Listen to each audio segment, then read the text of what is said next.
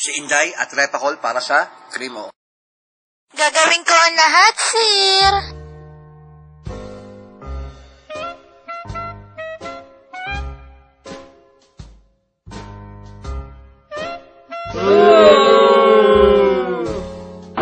Ano ba? Gabing-gabi na nililinis ka pa? Alam mo kung anong oras na? Oo. Masipag lang talaga ako, sir.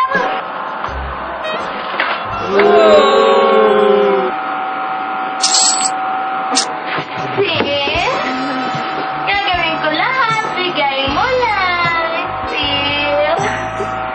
Sir. Sir, tignan mo to, sir. Hindi mo na kailangan gawin yung mga bagay na ganyan.